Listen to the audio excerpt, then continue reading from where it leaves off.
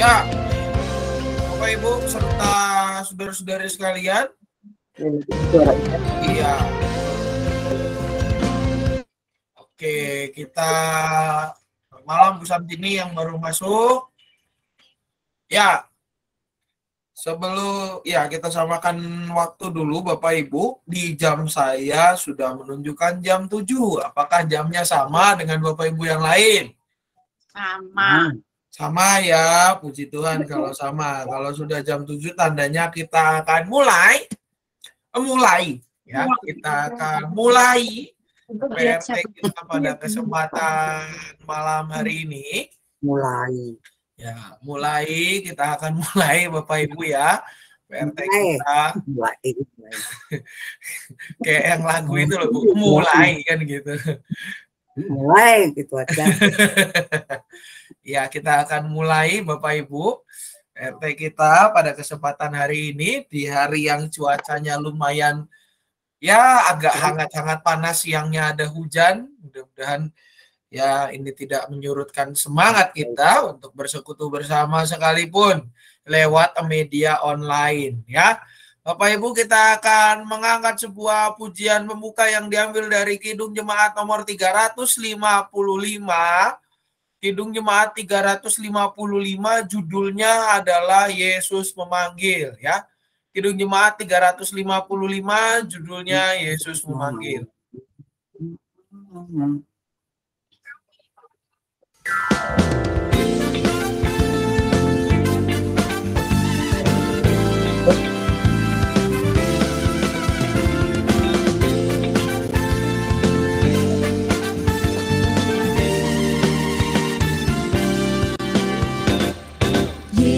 Memanggil, mari segera ikutlah jalan selamat bakal.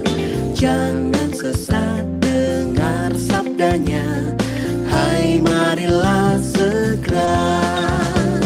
Sungguh nanti kita akan senang, bebas dosa, hati pun tentram, bersama Yesus dalam terang di rumah yang kekal.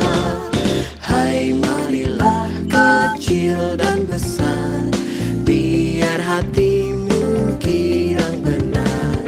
Pilihlah Yesus, jangan gentar. Hai, mari datanglah. Sungguh nanti kita akan senang, bebas dosa, hati pun tentram, bersama Yesus dalam terang di rumah yang kekal.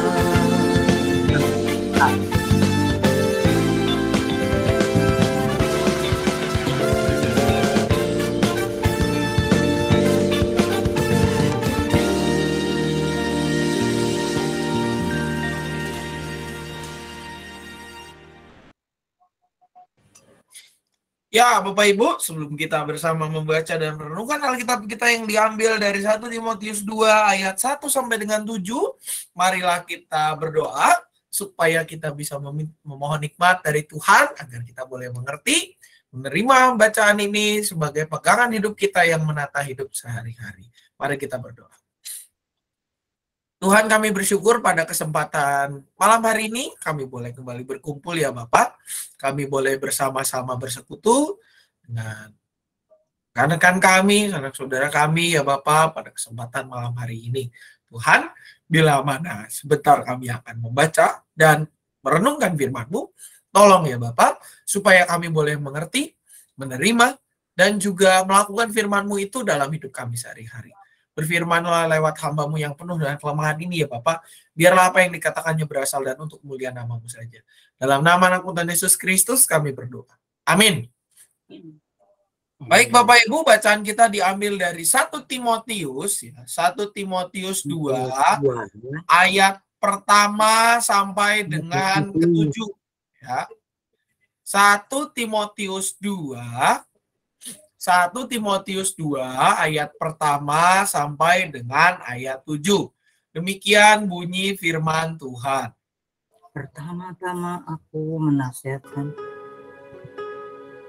Pertama-tama aku menasihatkan, naikkanlah permohonan, doa syafaat, dan ucapan syukur untuk semua orang, untuk raja-raja, dan untuk semua pembesar, agar kita dapat hidup tenang dan tentram dalam segala kesalehan dan kehormatan.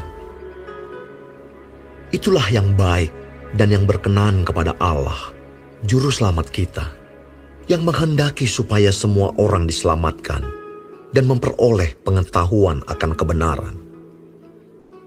Karena Allah itu Esa, dan Esa pula Dia yang menjadi pengantara antara Allah dan manusia, yaitu manusia Kristus Yesus, yang telah menyerahkan dirinya sebagai tebusan bagi semua manusia. Itu kesaksian pada waktu yang ditentukan. Untuk kesaksian itulah aku telah ditetapkan sebagai pemberita dan rasul, yang kukatakan ini benar. Aku tidak berdusta, dan sebagai pengajar orang-orang bukan Yahudi dalam iman dan kebenaran. Demikianlah. Ya, demikianlah pembacaan Alkitab kita. Yang berbahagia ialah setiap kita yang membaca firman Tuhan, merenungkannya, dan juga melakukannya dalam hidup kita sehari-hari. Dialog saya itu. Ya, demikianlah kan. Iya, udah hafal ya Bu ya? Dialog saya dicuri. Ya Bapak Ibu, ya, tema kita hari ini adalah belajar memahami kehendak Allah. Ya.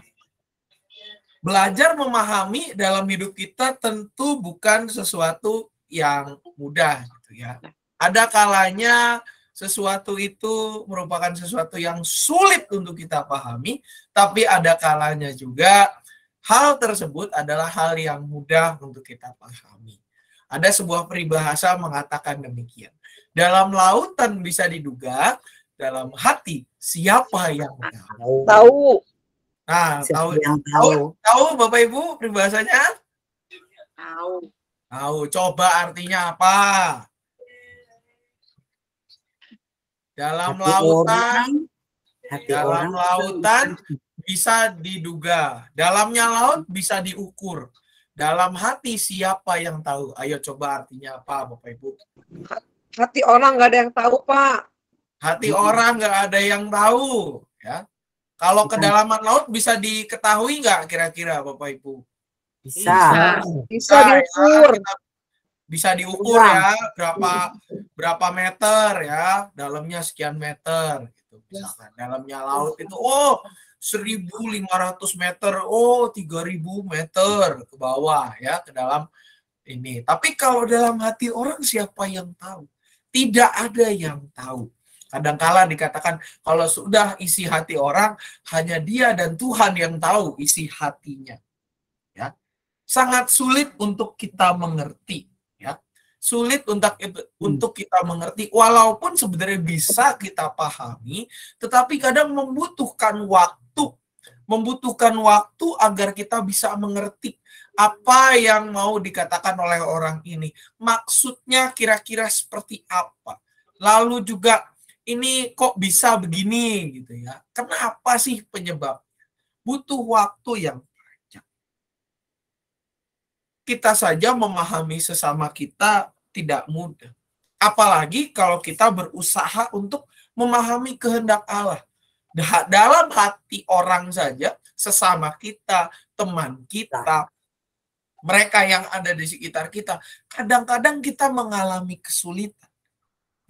Apalagi kalau kita memahami kehendak Allah.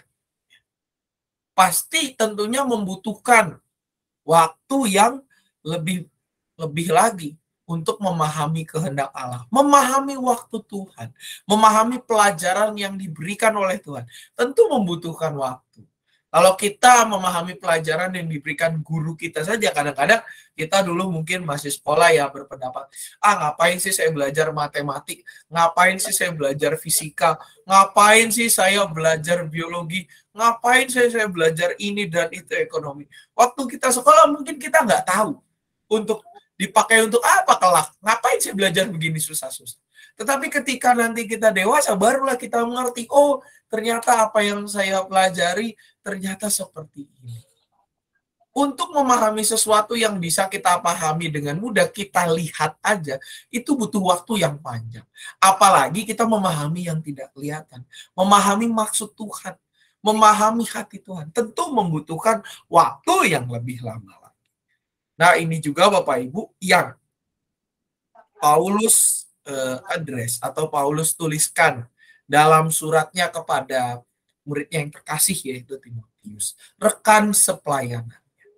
Dalam bacaan ini Paulus menuliskan ya surat yang menjadi nasihat kepada Timotius, di mana nasihat ini berisi tentang kehidupannya secara personal, secara pribadi, atau bahkan surat yang menyapa Timotius untuk menjawab persoalan-persoalan di dalam kehidupan jemaat yang ia gembala.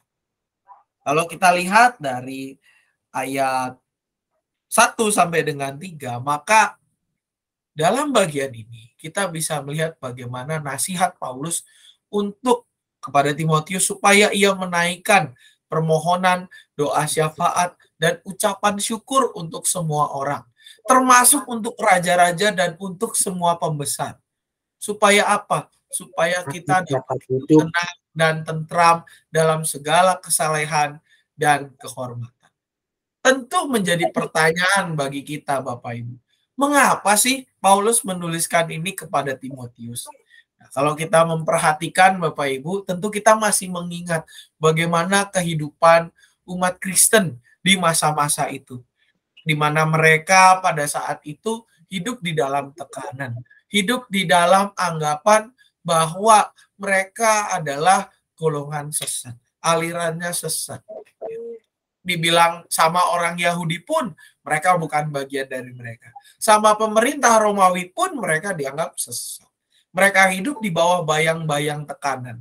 Mereka hidup di bawah ketidakmudahan. Oleh karena itu di dalam kehidupan jemaat ada rasa antipati, ada rasa benci terhadap raja-raja, terhadap pembesar yang menekan kehidupan mereka.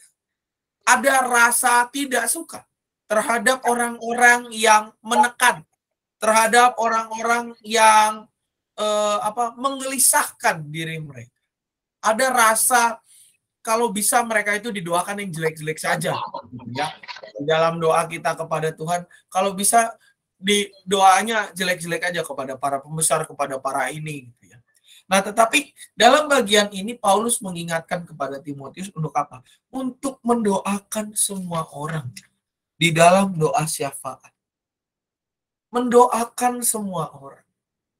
Mendoakan termasuk para praja, termasuk para pembesar yang mungkin membuat mereka tidak nyaman, membuat mereka tertekan. Kenapa sih? Karena apa? Karena itu yang baik dan berkenan kepada Allah. Di mana Allah menghendaki semua orang diselamatkan dan memperoleh pengetahuan akan kebenaran. Inilah yang menjadi kunci Bapak Ibu. Maksud Allah. Mengapa kita harus, kalau kepada Timotius, Paulus bilang, mengapa kita harus mengajarkan kepada jemaat dan juga mengajak diri kita, mendorong diri kita untuk mendoakan para pemimpin kita, raja-raja dan semua pembesar. Karena apa? Tuhan ingin semua orang diselamatkan dan mereka memperoleh pengetahuan akan kebenaran. Bukan alasan ketika kita mengalami penindasan, mengalami ketidakenakan, kita mendoakan mereka yang buruk-buruk. Itu adalah alasan yang tidak baik. Justru mereka yang menekan, mereka yang memusuhi kita, harus kita doakan. Itu pun sesuai dengan apa yang Tuhan Yesus ajarkan. Kasihilah musuhmu dan berdoalah bagi mereka yang menganiaya kamu. Sebuah tindakan yang mendemonstrasikan iman percaya kita kepada Tuhan. Menunjukkan kualitas kita sebagai orang-orang yang telah diselamatkan. Oleh karena itu sebagai orang yang telah diselamatkan, kita harus menjadi kesaksian yang hidup. Menjadi kesaksian yang nyata. Dengan apa? Dengan mendoakan mereka yang menjadi musuh kita, bahkan mereka yang menganiaya kita. Secara khusus dalam bagian ini, Paulus mengingatkan kepada Timotius akan dasar tersebut dengan mendoakan raja-raja dan semua pembesar. Bukan mendoakan yang jelek-jelek, tetapi mendoakan agar mereka menerima firman Tuhan, menerima berita sukacita di dalam Tuhan. Mereka menerima terang Kristus. Mereka menerima keselamatan yang menuntun mereka kepada jalan kebenaran. Karena Allah itu Esa, dan Esa pula dia yang menjadi pengantara antara Allah dan manusia, yaitu Kristus Yesus, yang telah menyerahkan dirinya sebagai tebusan bagi semua manusia. Itu kesaksian pada waktu yang ditentukan. Dalam bagian ini yang melanjutkan dasar motivasinya adalah supaya kesatuan Allah yang terjadi dalam Yesus Kristus, dalam Roh Kudus, dan juga di dalam Bapa, itu boleh nyata. Kita pun bisa dipersatukan dengan Dia. Allah menginginkan saat kita itu menjadi satu, bukan menjadi terpisah-pisah. Justru Allah, ketika Yesus mendoakan, kalau kita membaca doa Yesus di Yohanes atau di kitab Injil, kita bisa melihat bagaimana Yesus ingin supaya kita menjadi satu. Menjadi satu dengan Dia. Tidak terpisahkan. Dengan mengingat bahwa Allah telah menganugerahkan anaknya yang tunggal, supaya yang percaya kepadanya tidak binasa, melainkan beroleh hidup yang kekal. Kesatuan inilah yang menolong kita untuk mengingat bahwa kita itu sebagai manusia telah dibebaskan oleh Allah, telah ditebus oleh Allah. Dari yang tadinya tidak layak untuk menerima anugerah keselamatan, hanya oleh karena Kristus, kita bisa menjadi layak untuk menerima anugerah tersebut.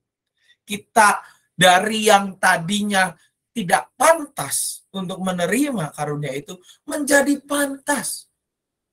Kita yang tadinya cuma debu yang harusnya dibuang, ya, kalau kita mengingat kita ini kan terbuat dari debu, dibentuk dari debu, dibentuk oleh Allah, menjadi serupa dan segambar dengan Dia, dan diberikan nafas kehidupan, yang berarti diberikan roh Allah, yang menegaskan bahwa apa yang tidak berguna itu, debu yang tidak berguna itu, ketika Allah rancangkan begitu rupa, ketika Allah susun begitu rupa, dan diberikan karunia Allah, diberikan rohnya yang menggerakkan itu, menjadi sesuatu yang berguna bagi kemuliaan dan namanya. Inilah yang diingatkan kepada Timotius oleh Paulus, Bapak Ibu, yang menegaskan bahwa kenapa kamu harus mendoakan mereka semua. Karena maksud Allah tidak ingin ada orang yang tidak diselamatkan. Justru Allah ingin supaya semua orang diselamatkan. Lewat apa? Lewat teladan hidup kita. Lewat apa yang bisa kita lakukan.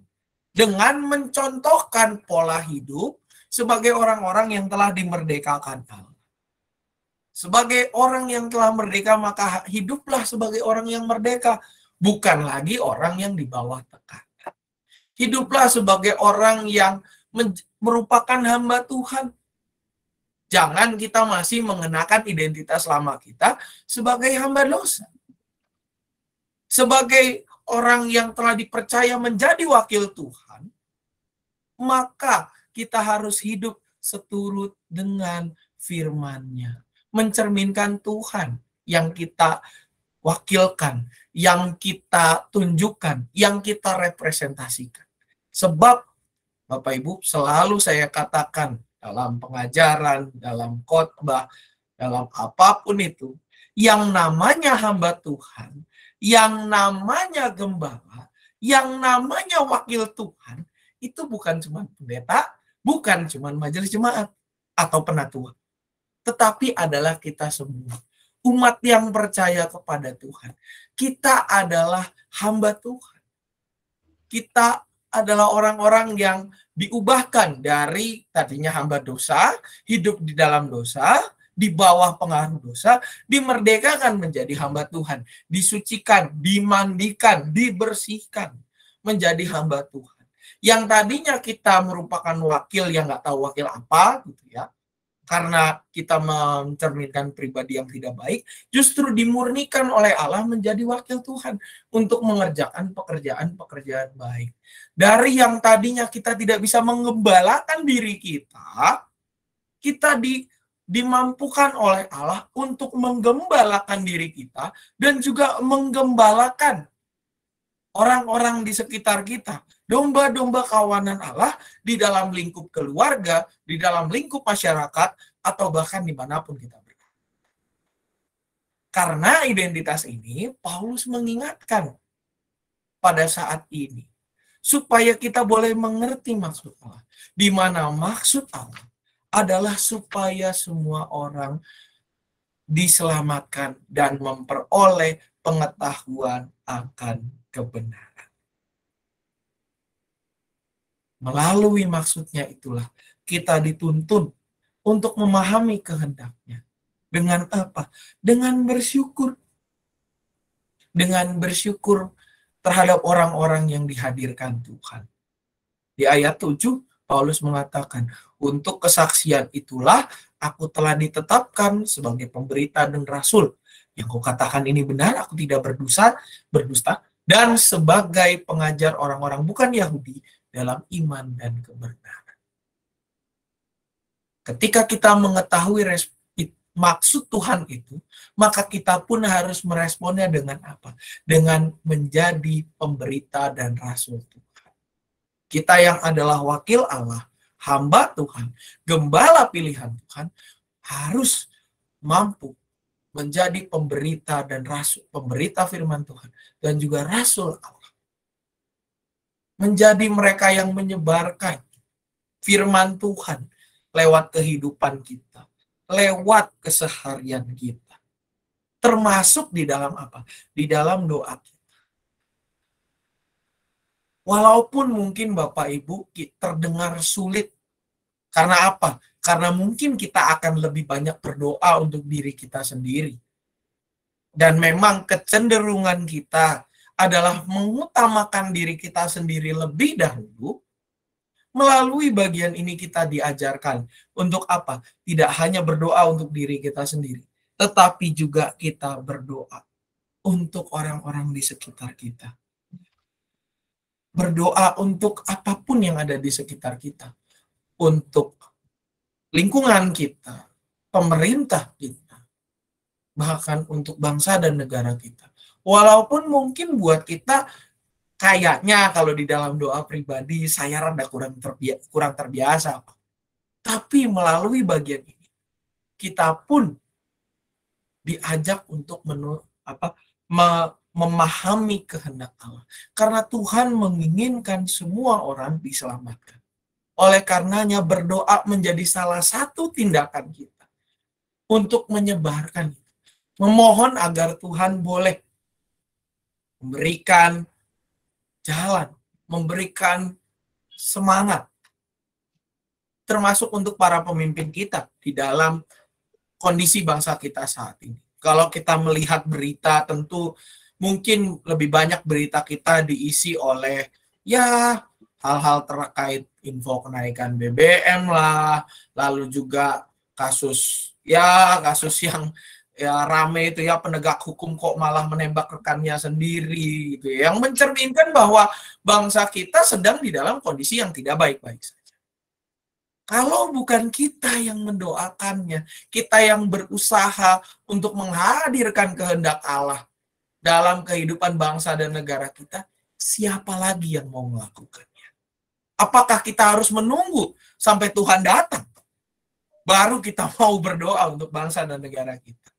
Apakah kita harus menunggu sampai pada waktu di mana situasi sudah tidak bisa Seperti bangsa Israel, ketika sudah kesulitan melanda, mereka dibuang, dihancurkan, baru mereka mau berdoa. Apakah kita harus seperti itu? Melalui firman ini kita diingatkan untuk belajar memahami kehendak Allah lewat doa kita mulai dari sekarang.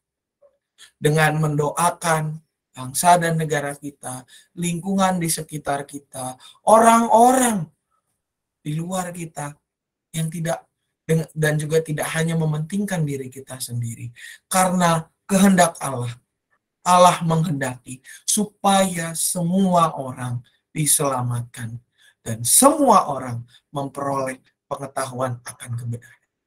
Marilah sebagai orang-orang yang telah memperoleh pengetahuan akan kebenaran dan telah menerima keselamatan itu dalam Yesus Kristus, kita melakukan tugas kita untuk menyebarkan firman Tuhan lewat kehidupan kita sehari-hari.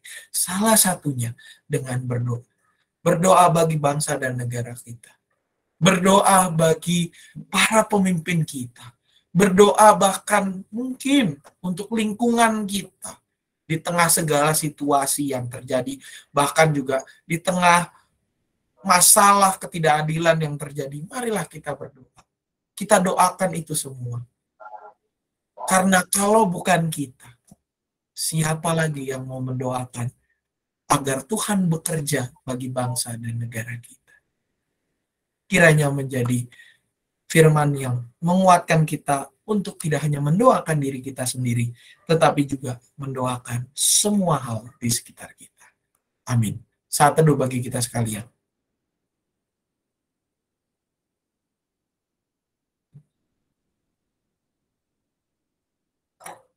Saat teduh kita selesai, Bapak Ibu, kita akan masuk kepada doa syafaat. Secara khusus, kita pertama-tama akan mendoakan bangsa dan negara kita di dalam situasi yang terjadi, khususnya ketika kita mendengar ada aksi ya boleh dibilang aksi intoleran lah ya, yang cukup ramai di salah satu kota di Provinsi Banten. Kita doakan.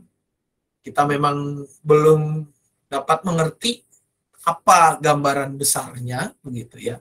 Tetapi marilah kita berdoa supaya proses perdamaian di sana boleh berlangsung dan juga eskalasi politik yang terjadi tidak semakin melebar. Biarlah semua pihak boleh bersehati untuk duduk bersama, memperbincangkan hal-hal yang terbaik untuk jalan keluar mereka bersama, dan biarlah Tuhanlah yang menolong proses yang terjadi di sana. Kita juga pasti akan berdoa untuk gereja kita dengan segala kegiatan kita, dengan segala situasi yang terjadi, rencana-rencana ke depan, khususnya untuk Sakramen Perjamuan Kudus pada tanggal 2 Oktober, dan juga untuk rakor juga tanggal 2 Oktober, rapat koordinasi triwulanan tanggal 2 Oktober, kita doakan supaya boleh semakin mempererat draft langkah pelayanan kita.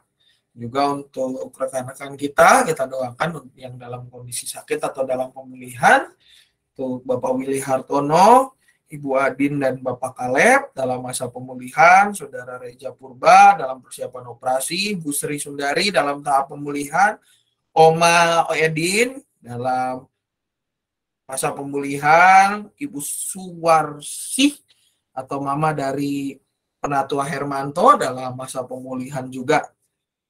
Ada tambahan pokok doa Bapak Ibu?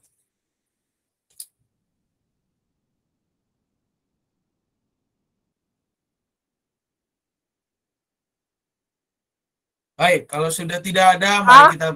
Ya, Ci. Ya. Anak-anak yang lagi PTS dan mau PTS, Pak. Ya, betul. Lagi PTS musimnya. Benar-benar. Makasih, Ci. Ada lagi yang lain, Bapak Ibu?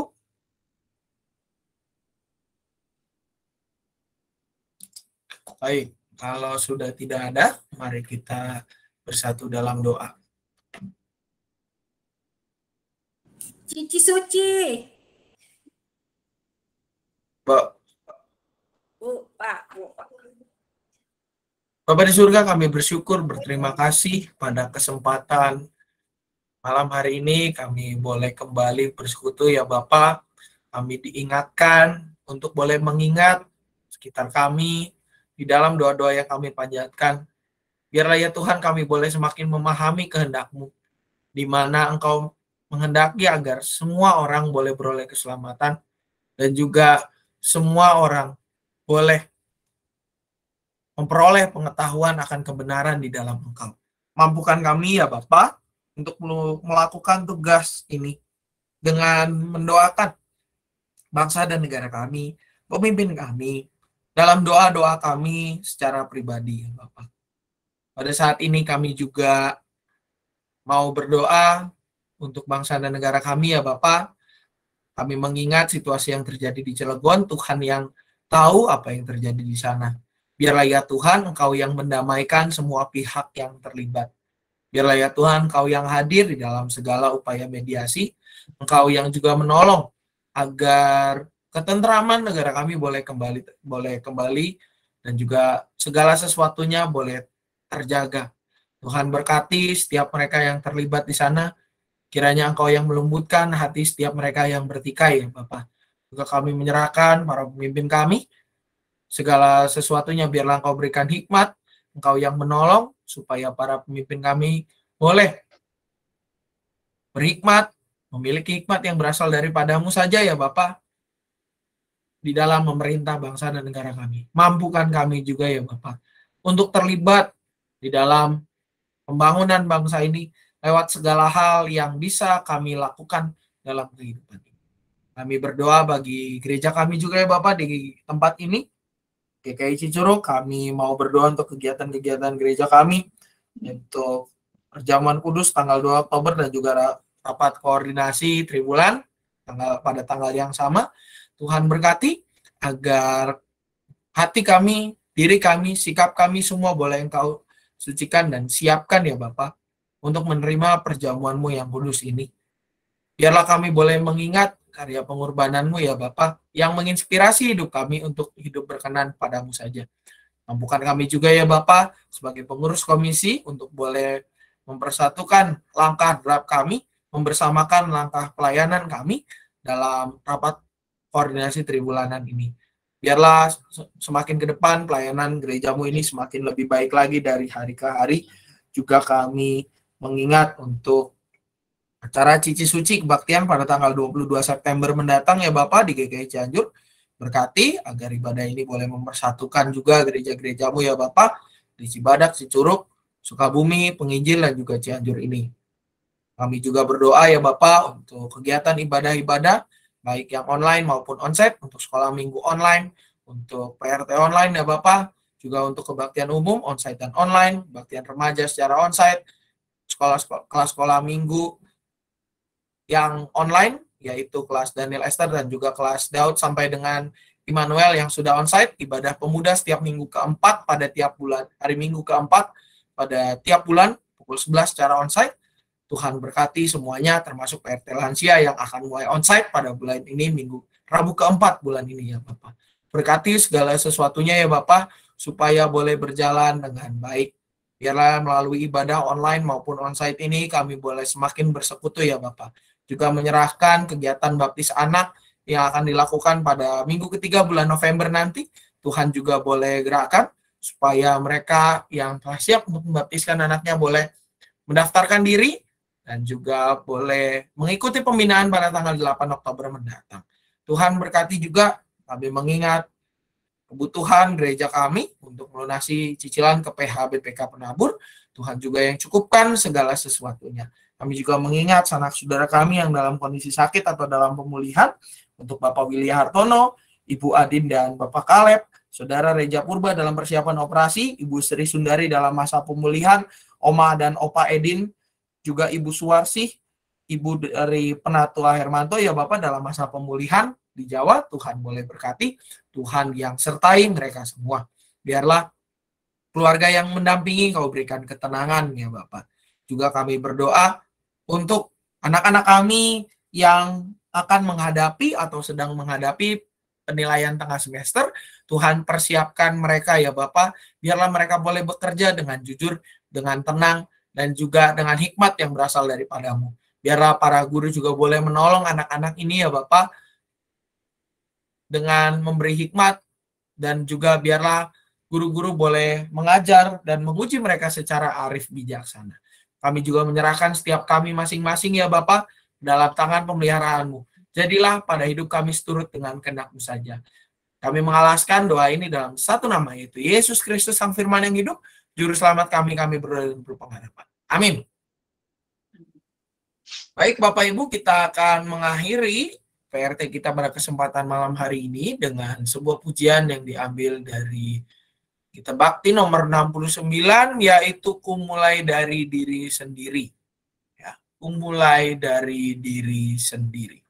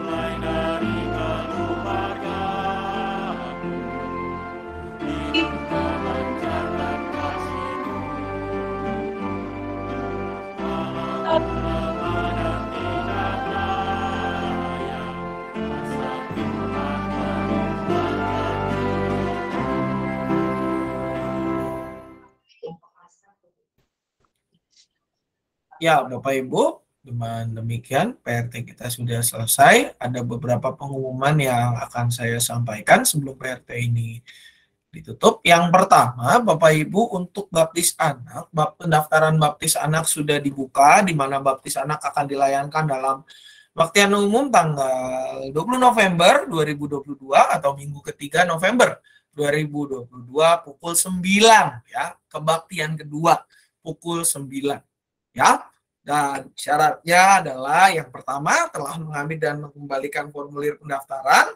Pendaftaran calon peserta baptis anak ditutup pada tanggal 25 September 2022 ya. Jadi formulir paling lambat dikumpulkan tanggal 25 September ya, bulan ini, minggu keempat. Yang kedua juga mengikuti pembinaan orang tua calon baptis tanggal 8 Oktober secara online ya. Nah, ini karena ini online dan ya pasti ada aja yang kesulitan sinyal gitu ya. Bapak Ibu dapat mengikutinya di gereja, disediakan internet, disediakan infocus. Makanan dan minuman silakan bawa sendiri ya. Disediakan infocus, disediakan internet lah pokoknya di gereja. Dan juga setelahnya mengikuti percakapan dengan majelis jemaat yang akan ditentukan kemudian tanggalnya. Pastinya tidak jauh setelah pembinaan orang tua. Dan untuk kelengkapannya jangan lupa fotokopi akta lahir anak yang sudah dibaptis supaya tidak terjadi kesalahan nama pada piagam baptis, juga fotokopi kartu keluarga dan surat pengantar baptis dari gereja asal bagi mereka yang baptisnya titipan, yang bukan dari anggota GKI Cicurug. Dan juga Bapak Ibu mengingatkan tanggal 22 nanti ada Cici Sucai tanggal 22 ya, tanggal 22 di GKI Cianjur secara online dan onset. Bagi yang ikut secara onset silakan menghubungi bapak-bapak, ibu-ibu yang menjadi pengurus komisi dewasa. Di situ ada Dr. Korin, ada Ibu Bella, ada Ibu Sarjila, ada Ibu Retno Asih, ada Ibu Ndari, ada siapa lagi, pokoknya semuanya disitulah ya Bapak Ibu ya. Silakan menghubungi pengurus komisi dewasa ya. Nah, itu tanggal 22 ya, artinya hari Kamis minggu depan. Untuk teknis keberangkatan dan juga plafon pesertanya berapa, ketersediaan mobilnya bagaimana, silakan menghubungi komisi dewasa.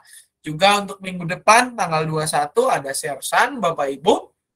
Ya, ada sersan, bincang sersan seperti biasa pada pukul 7. Lalu juga mengingatkan untuk PRT lansia tanggal 28 September dilakukan secara onsite pada pukul 10 pagi. PRT lansia dilakukan secara onsite pada pukul 10 pagi di ruang lansia yang sekarang lagi dipakai rapat itu ya, sama komisi dewasa ya. Nah, letaknya di mana Pak Sam persisnya? Persisnya sebelah pastori ya. Di situ sebelahnya pastori lah pokoknya ya. Itu tinggal pilih aja ruangannya yang mana. Dan juga Bapak Ibu mulai bulan Oktober kita mungkin ada perubahan di dalam liturgi ibadah di mana bacaan sudah kembali normal seperti pada waktu sebelum pandemi untuk bacaannya ya. Jadi kembali lagi ada bacaan perjanjian lama, lalu ada mazmur yang mungkin juga akan dinyanyikan mazmurnya, lalu juga ada bacaan rasuli atau bacaan dari surat yang ada di perjanjian baru dan juga bacaan Injil. Kita mulai bulan Oktober sudah kembali seperti normal untuk di dalam ibadahnya, makanya mungkin agak sedikit longgar waktunya begitu Bapak Ibu. Dan juga bagi Bapak Ibu yang ingin mengisi pujian, Bapak Ibu dapat mendaftarkan diri, yang pasti ya mendaftarkan diri. Kita sudah mulai membuka kesempatan untuk mengisi pujian pada bulan Oktober dengan metode video. Videonya akan ditayangkan setelah warta lisan. Sebelum umat diundang bangkit berdiri, disitulah pengisi pujiannya. Bapak Ibu dapat mendaftarkan diri, bisa ke saya, ke Pendeta Samuel, ya untuk komisi-komisinya, dan juga videonya bisa dikirimkan ke saya, gitu ya, untuk pengisi pujiannya. Karena kita mulai bulan Oktober nanti ada mulai dibuka slot untuk pengisi pujian yang akan ditayangkan lewat video setelah warta lisan. Jadi untuk pengisi pujiannya tidak nyanyi di depan maju begitu ya Bapak Ibu, tetapi lewat video. Jadi nanti videonya direkam, daftar dulu ke saya. Nah, yang pertama daftar dulu ke saya pastinya mau tanggal berapa, nanti dikasih tahu temanya, tema ibadahnya itu di situ apa, atau mungkin ada perayaan khusus apa di dalam ibadah itu.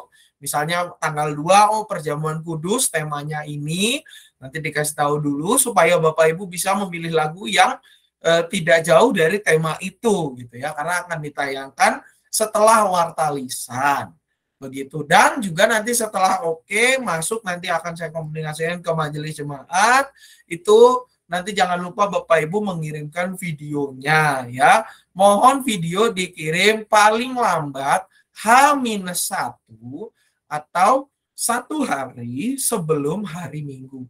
Kalau mengirim hari Jumat juga boleh Bapak Ibu, supaya bisa dilihat dulu, dipercantik dulu bila mana membutuhkan pemotongan. Begitu saja Bapak Ibu informasi yang bisa saya sampaikan. Barangkali ada yang mau memberikan tambahan. Oh, satu lagi juga di ibadah, kita mulai minggu depan doa Bapa Kaminya dinyanyikan, gitu ya. Barangkali Bapak Ibu ada yang mau memberikan tambahan, dipersilakan.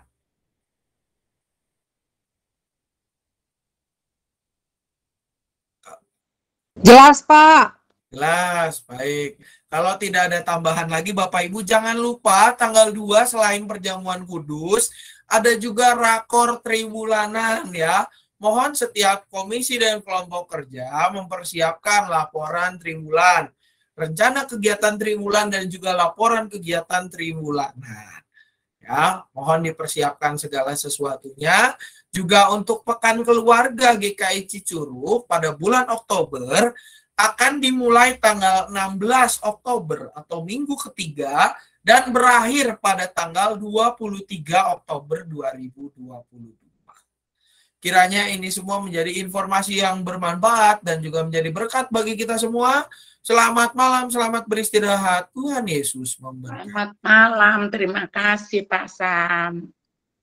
Selamat malam Terima semuanya. kasih Pak Sam. Selamat malam teman-teman.